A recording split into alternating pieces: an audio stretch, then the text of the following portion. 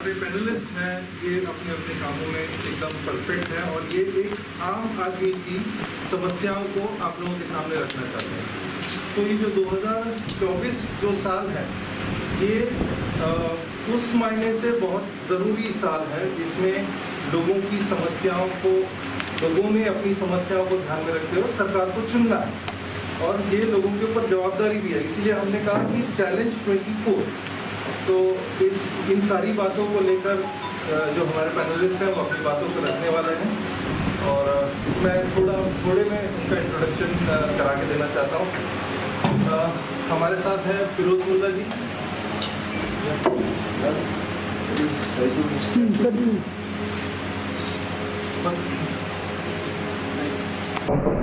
सर्व पत्रकार बंधूंचं हार्दिक स्वागत। आज आम्ही एक महत्त्वपूर्ण अशा विषयावरती पत्रकार परिषद मध्ये या ठिकाणी बसलेलो आहोत। आत्ताच परिचय करून दिलेला आहे अनिल सिंग साहेबांनी।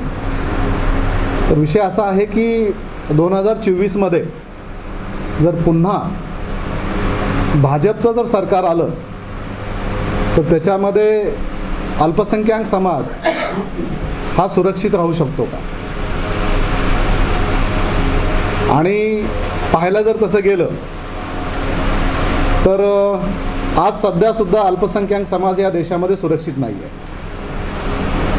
आणि पुढेही राहील या सरकारमध्ये। जर पुन्हा तशी शाश्वती मला तर वाटत नाही की हे सरकार येईल, परंतु हे सरकार जर आलं तर अल्पसंख्याक समाजाला बिलकुल सुरक्षा देऊ शकत नाही, कारण त्यांना ह्या देशाला भारत नाही ठेवायचं, ह्या देशाला हिंदुस्थान करायचं। हे सरकार संविधानावर काम करत नाही आहे।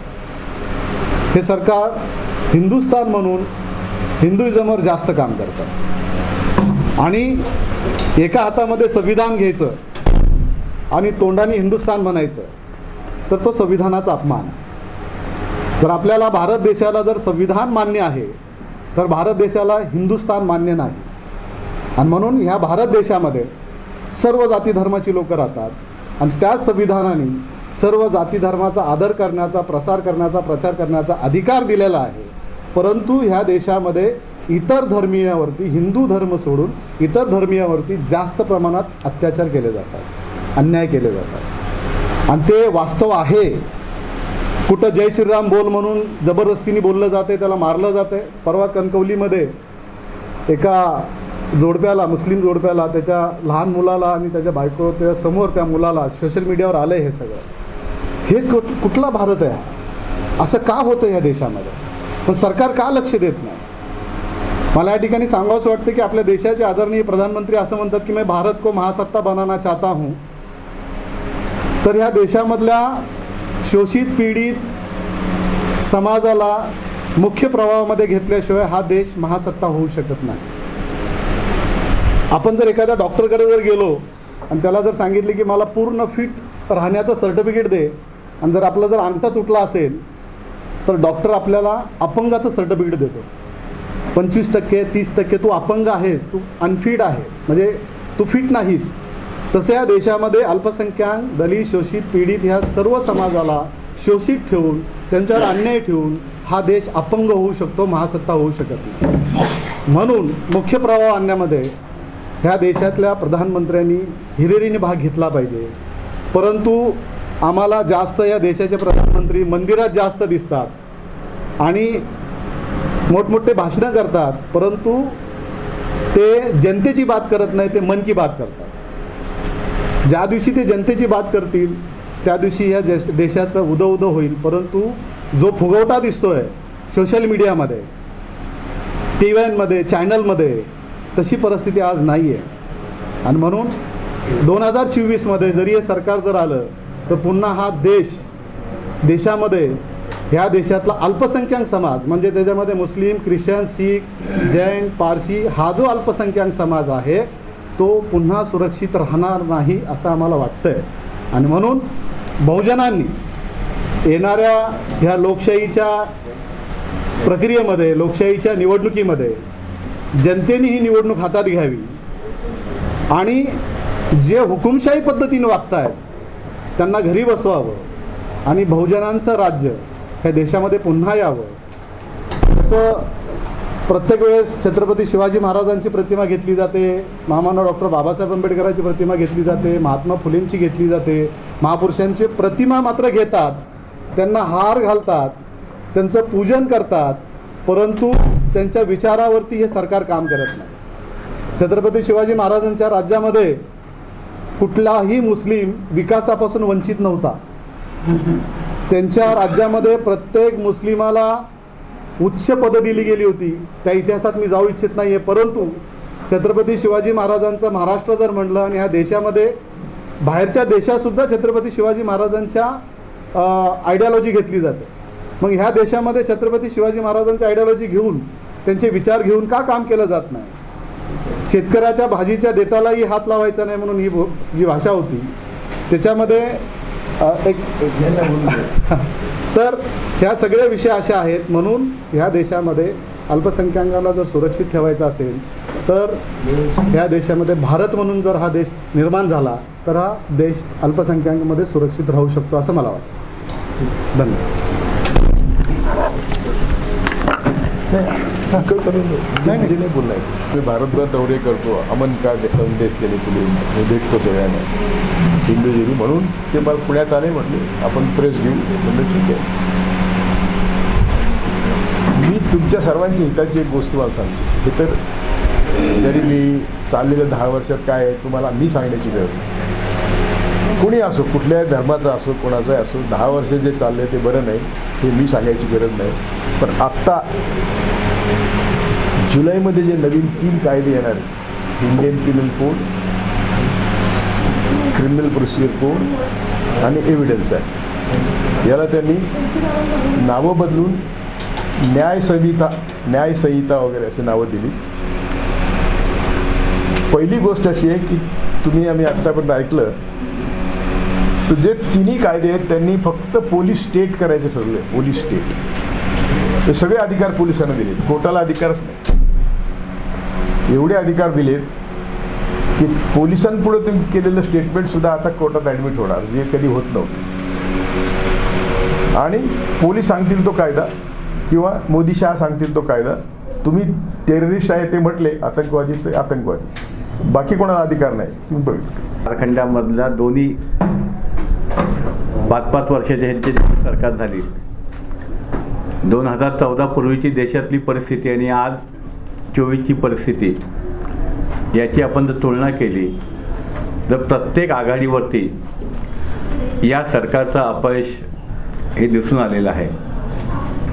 विकास नाही, परंतु 2 जी मोठी घराणी आहेत त्यांच्या ताब्यात देश देण्याचं काम नरेंद्र मोदी आणि भाजपच्या सरकारने केलं आहे. आणि ही जी मोहीम सुरू केलेली आहे या मोहिमेमध्ये आम्ही सर्व सहभागी आहोत आणि मी दयाल सिंगजींना विनंती करतो की त्यांनी आपली स्पष्ट भूमिका या ठिकाणी सांगावं.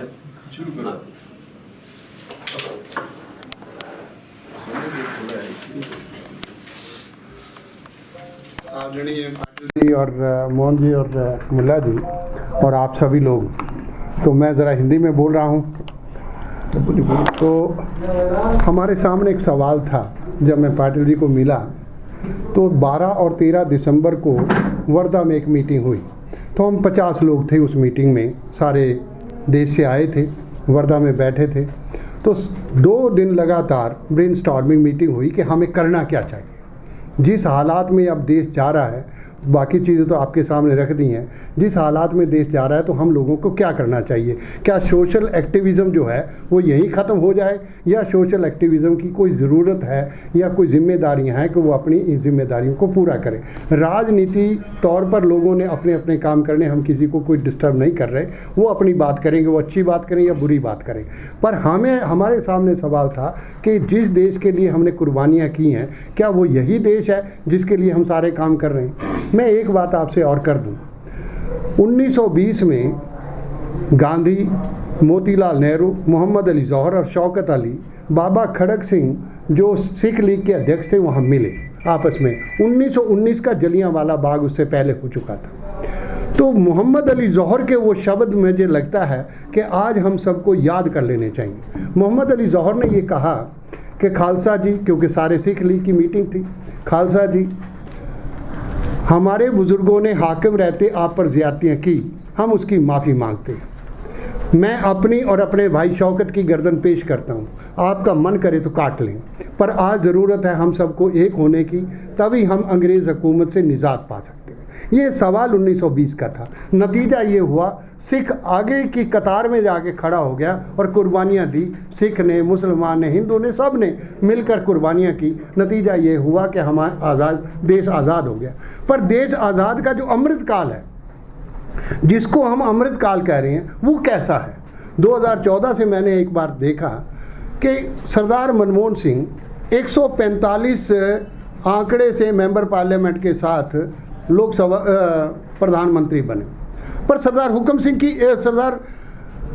सिंह की एक बात हमारे सामने है, वो एक पहला एक ऐसा व्यक्ति था जिसने संसद में खड़े होकर एज प्रधानमंत्री माफ़ी मांगी कि जो 1984 में सिख कत्लेआम हुआ, मैं उसकी माफ़ी मांगता हूं और आगे से ऐसे हालात में। नतीजा क्या हुआ? मुस्लिम और सिख फिर उसकी तरफ आ गए और 2009 का आप चुनाव देखेंगे तो 145 से सीधा आंकड़ा 206 का हो गया, 61 सीट का फ़र्क आया। तो मेरा ये कहना है कि एक माहौल बना और डेवलपमेंट का माहौल बना। 1992 में जब मनमोहन सिंह आया, उस समय देश की व्यवस्था क्या थी, और 2014 में जब मनमोहन सिंह छोड़ के गए तो उस समय देश की अर्थव्यवस्था क्या थी। ज़रा पिछले 10 साल के इतिहास को हम देखें तो हम कहाँ पहुँचे। आज मुस्लिम आइडेंटिफाई हो गया, आज सिख आइडेंटिफाई हो गया। अभी आपने एक IPS अफसर के बारे में देखा कि वो सिख IPS अफसर है, सिख को कहा ये खालिस्तानी है।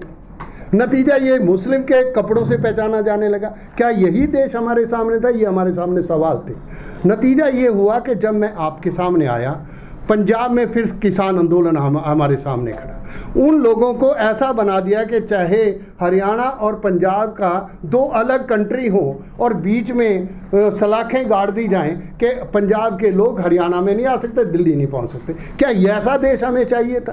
क्या ऐसे देश के लिए हम काम कर रहे थे? ये हमारे सामने सवाल थे, जिसके कारण मैं जब यहाँ आया तो मैंने पाटिल जी से बात की। मुझे बड़ी खुशी हुई कि इन्होंने कहा कि हाँ, इस पर हमें चर्चा करनी चाहिए, ताकि पूना का जो पत्र, क्योंकि आप ही हैं संदेशवाहक, आपके कारण ही पूरे देश में और पूरे समाज में मैसेज जा सकता है। हमारे पास कोई और रास्ता नहीं था, तो हमने कहा कि पत्रकार वार्ता में ही इस बात को किया जाए और बात करके आप लोग कुछ कहेंगे, कुछ हम लोग सुनेंगे। हम केवल और केवल अभी हमने एक यात्रा की वर्धा के बाद पंजाब, हरियाणा, हिमाचल प्रदेश, चंडीगढ़, जम्मू और कश्मीर तक हम लोग गए। हमें खुशी हुई कि जब श्रोमणी गुरुद्वारा प्रबंधक कमेटी के एग्जीक्यूटिव लोग हमारे साथ आके बैठे और उन्होंने कहा कि इसका मतलब पूरे देश में इस बात की चिंता है। जम्मू में भी हिंदू थे, मुसलमान थे, सिख थे, सब लोग थे। तो जम्मू में भी हम सब लोगों से मिले कि इस हालात से देश गुजर रहा है, तो हम लोगों को क्या करना चाहिए।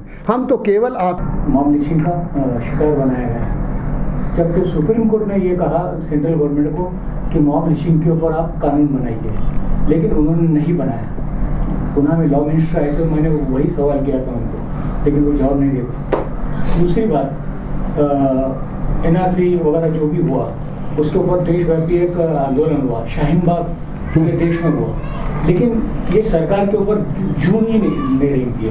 तो आप क्या करना चाहते हैं? हमारा सवाल केवल इतना था कि जो बात आपने मॉब लिंचिंग की बताई, मेरे घर से, मैं गुड़गांव रहता हूँ, पहलू खां का पहला केस हमारे पास से 50 किलोमीटर पर हुआ। उसके बाद रकबर का केस हुआ, उसके बाद 3-4 केस लगातार हुए। गुड़गांव में किसी को नमाज अदा नहीं करने दे दी थी, पार्क में किसी को नमाज।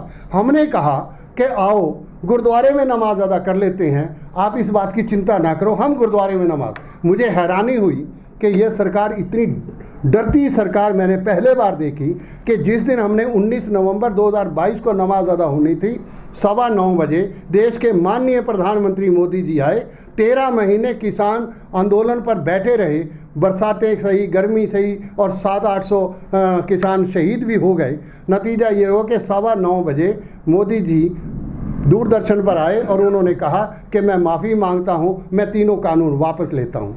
तो इसका मतलब ये मान के चलता हूँ कि आज ये जो सरकार है, चाहे कितनी भी ताकतवर सरकार हो, ये सरकार इस सोच से डरती है कहीं ये सब लोग जो बहुजन जिसको हम कह रहे हैं, अगर ये इकट्ठे हो गए तो इनका मुकाबला नहीं किया जा सकता। मुझे खुशी है कि आपने जो सवाल किया, मैं समझता हूँ आज आपके सामने हम इसीलिए आए कि आओ मिलकर, यहाँ सिख भी हैं, मुस्लिम भी हैं, सब लोग हैं, प्रतिष्ठित लोग हैं। यहाँ कोई राजनीति का इशू नहीं है, हम किसी राजनीति की बात नहीं कर रहे। हमारा ये कारण है कि क्या देश को ऐसे रहने दिया जाए। मैं तो हैरान हुआ कि एक देश का माननीय प्रधानमंत्री एक यज्ञ में वहाँ जाकर वो यहाँ यजमान बन जाए, तो इस देश का प्रधान आदमी कोई भी, मैं अपने धर्म को पालन करूं, मुझे आज़ादी है, मुझे कोई, जब मैं देश का प्रधानमंत्री हूं तो क्या मुझे ये काम करना चाहिए? तो आपको और हमारी जिम्मेदारी है। आज चौथा स्तंभ आप हैं, हम आपके साथ खड़े हैं और हम चाहते हैं कि देश में ये आवाज़ उठे, इसलिए हम आपके सामने हैं। सर, मेरा सवाल मोहन जोशी सर से है। सर, हमारा देश एक लोकतांत्रिक देश है और लोकतंत्र को अगर मजबूत रखना है तो एक सशक्त और मजबूत अपोजिशन की ज़्यादा ज़रूरत है। तो पिछले कुछ समय से हम देख रहे हैं कि उतना सक्षम अपोजिशन नहीं, उतनी ताकत के साथ नहीं हो पा रहा है, जिसकी वजह से सरकार के डर खत्म हो गया सर, और जो किसी भी तरह के कानून बना 2014 और 2019 के चुनाव में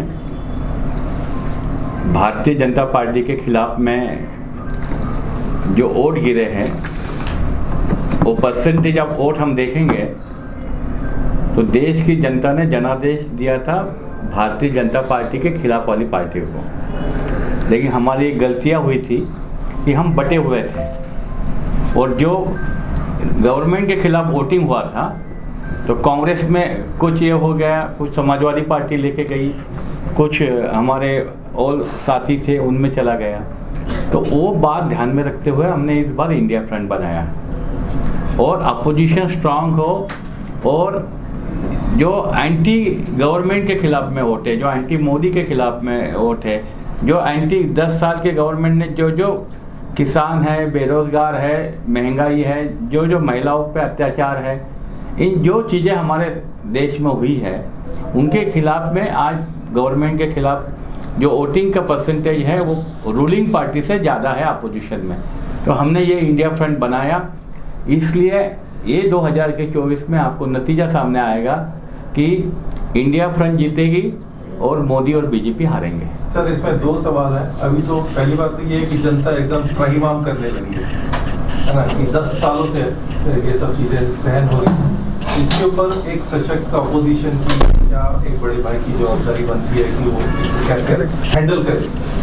और इसी के यही बात मैंने कही ना, अपोजिशन कब बनता है? जब हमारे MP 45 और 50 के अंदर आ गए। अपोजिशन का नेता बनने के लिए भी जो 10% MP चाहिए थे 55, अभी जनता ने जनादेश दिया था, इसलिए कांग्रेस पार्टी अपोजिशन की भूमिका नहीं निभा सकी। लेकिन जो गलतियां हमारी हुई कि हमारे अपोजिशन में जो ऑटो का ये हुआ, बंटवारा हुआ, वही बात हमने सामने रख के ये प्रयोग किया है अभी इस बार। तो अपोजिशन इस समय मजबूत होगा कि जब जनादेश जनता का साथ में होगा तो। असं विचारायचं और की काँग्रेस उमेदवार असेल की इंडिया गठबंधनमध्ये कोणी सदस्य उमेदवार असेल जे पुण्यात असं त्यांना विचारायचं। नहीं, ऐसा नहीं है, उनका मतलब वो नहीं है। हमारा ऐसा है कि इस बार बड़े भाई की भूमिका हम निभा रहे हैं। इस बार हमने हर स्टेट में लक्ष्य एक ही रखा है कि संविधान को बचाना है और संविधान को बचाने के लिए कांग्रेस पार्टी ने बड़े भाई के रूप में अपनी भूमिका निभाई है। जैसा आपने यूपी में भी देखा कि एसपी के साथ अलायंस करते हुए हमने वहाँ पे मोदी जी को और बीजेपी को हराना, यही सामने बात रही। ये ऐसी सरकार है देश में कि जो किसान आंदोलन करना चाहता है उसके रास्ते में कील बिछाए जा रहे हैं, तो इसके ऊपर आप क्या कहना चाहोगे? आपको नहीं, संवेदनाहीन सरकार आहे। कारण 13 महिने त्यांना बसवलं पहिल्यांदा, जे कबूल केलं। आता आंदोलन काय आहे? जे तुम्ही 13 महिने बसल्यानंतर कबूल केलं तेच आम्ही मागतोय, नवीन तर काही मागतच नाही। आणि ते त्यासाठी आम्हाला तुम्ही दिल्लीला येऊ देत नाही आणि रात्रंदिवस आसू गॅस गोळ्या पण रबर बॅट बुलेट. तर म्हणून मी म्हटलं की हे संवेदनाहीन सरकार आहे आणि त्यांना तुमचा आवाज कुठेही जाऊ द्यायचा नाही. दिल्लीत गेल्याशिवाय तर आंदोलन होत नाही. त्या बॉर्डरवर तुम्ही अडकून ठेवले आणि इतक्या निर्दयपणे अडकून ठेवले की प्रत्येकाला लाज वाटेल. म्हणजे कुणी, मी नेहमी म्हणतो की मोदीच्या भक्तांना सुद्धा वाटलं पाहिजे की काय चाललंय. आंदोलन करण्याचा आमचा अधिकार आहे आणि तेच मी आता सांगत होतो का येणाऱ्या 3 कायद्यांनी संविधानाला बाजूला ठेवलेलं आहे. आता मला लिबर्टीचा अधिकार आहे, ते म्हणतात नाही आता IPC संविधानाच्या पेक्षा भारी आहे, ताकदवर आहे आणि तुम्हाला नाही जाता येणार. आता तेच झालं, तुम्हाला नाही आंदोलन करता येणार, त्याची चुणूक येईल. सर तुम्ही हे पण म्हटलं की न्यायपालिका संपुष्टात आणण्याचा प्रयत्न, तुम्ही 10 वर्षात सांगा ना, 10 वर्षात न्यायपालिकेने दिलेले निकाल बघा तुम्ही. एक सुद्धा निकाल मोदीच्या झहरी लागेल हे आणि देशाच्या हिताचं असेल असं सांगा मला तुम्ही. इलेक्ट्रॉल बॉन्ड आता रद्द केले ते सांगतो ना तुम्हाला, तेच बरोबर आहे तुमचं म्हणणं. ती पण एक मोठी भूलथाप आहे. कशी सांगतो, डकार गए मोदी हजारों करोड़, ये आया कब, ये 2018 में. 2018 से आज तक उसके ऊपर बैठे. लेकिन आप ये नहीं समझते कि चंद्रचूड़ आने से न्यायपालिका में कुछ बदलाव? वो बोलो ना क्या बदलाव. मैं तो वही बोल रहा हूँ, हमारे दोस्त थे वो सवारे, उनके बाप हमारे मालूम थे सबके. केस के मुजरिमीन जो है फिर से अंदर चले गए. वो कितनी मामूली बात है. तो मैं बड़ी बात कर रहा हूँ कि जो सब आकर जेल में सल रहे हैं लोग, पहला काम है जब बाबा साहेब आम्बेडकर को पूछा कि संविधान में कौन सा आर्टिकल ज़्यादा इम्पोर्टेंट है, तो बाबा साहेब ने कहा आर्टिकल 32 सुप्रीम कोर्ट को इतनी पावर देती है कि they can do and do anything with, कानून की जरूरत ही नहीं. तो कितने लोग अंदर हैं, कितने लोगों को सड़ाया जा रहा है, यूएपीए में कितने लोग हैं. जो करना चाहिए ठीक है.